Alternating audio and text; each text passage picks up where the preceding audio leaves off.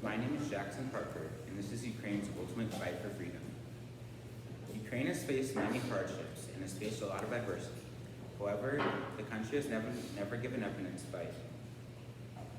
Ukraine has been ruled over by many other countries and only recently gained sovereignty in 1991. However, their freedom is now being threatened by Russia. I believe that the hardships Ukrainians have faced will help them develop flexibility, creativity, humility, and unity. Throughout the war, Ukraine has shown increased flexibility and mental endurance. Rudyard Kipling states in his poem If, quote, "If you can bear to hear the truth you've spoken, twisted by knaves to make a trap for fools, or watch the things you gave your life to, broken, and stoop and build them up with worn-out tools. Yours is the earth and everything that's in it." This is exactly what the Ukrainians have done. They have rebuilt destroyed buildings, destroyed homes. They have fought the lies spread by Russian media, and they have restored their economy, all while holding off a world superpower. Ukraine has also shown increased creativity in war.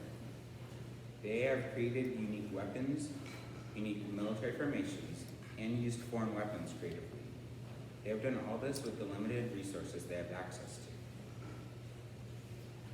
Borisy Luzevich states, quote, "Ukraine's military resistance has proved to be agile and creative.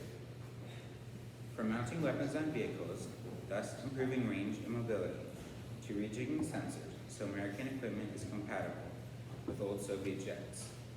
Its armed forces have been likened to MacGyver's army by Americans. Ukraine's creativity has given them an upper hand on Russia and will be an important factor moving forward." This is a picture of a soldier attaching a mini bomb or grenade to an ordinary drone. They'll then fly this drone over Russian lines and drop the bomb or grenade. This is just one example of creativity in Ukraine's armed forces. Ukraine has also shown increased humility as a result of the war. The country has lowered its shield and accepted outside help. The government has also used social media to reach out and raise awareness of the war and also gain funds. They are aware that some problems come with this though. President Zelensky is aware that some people become bored of the war and emotions that come with it. However, their efforts have not gone unrewarded. The Washington Post reveals that, quote, "Dozens of nations at an international conference in Paris rallied around Ukraine. They pledged more than $1 billion in additional aid to support Ukraine," end quote. These efforts will help support the Ukrainian armed forces and ultimately help them win the war. Trust in government and social institutions in Ukraine has also increased as a result of the war. As you can see in the graph, almost all Ukrainian social institutions have gained trust as a result of the war. President Zelensky, in specific, has gained a lot of trust. From December of 2021 to December of 2022, President Zelensky's approval ratings in Ukraine went from 27% to 84%.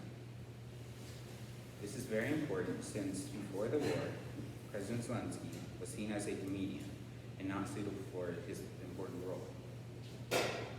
However, since the war, he has made tough decisions and reached out to other countries, gaining trust and filling his position. This war will help unite the Ukrainian government and people and help them become a stronger country. However, many people believe that Ukraine has been through enough hardships and adversity and should not have to face any more. Hardships and adversity have caused emotional paralysis and mental health problems in Ukraine, and war would only cause these problems to become worsened and more widespread. Ramadas states, quote, "Many Ukrainians are fighting against this emotional paralysis. They love, care, and hurt, but they learn to dose their feelings and not let negative emotions consume them.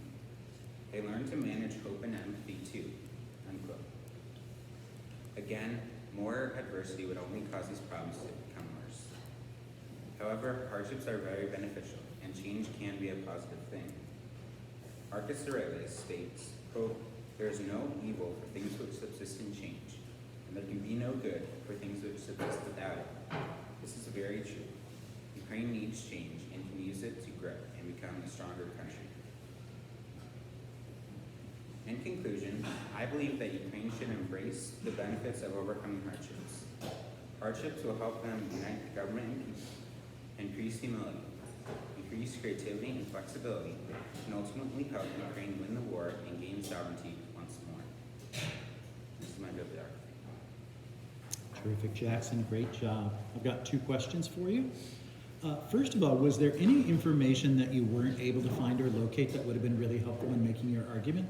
And if so, what was it? I was interested in how businesses, whether family-owned or big corporations in Ukraine, were affected by the war, but I wasn't really able to find this. And then as a follow-up to that, what are your implications in general of your findings to the broader community? I think my findings would help us better support Ukraine. We've given a lot of funding to the country, but we could give mental health support to citizens and better help them in other ways. Okay.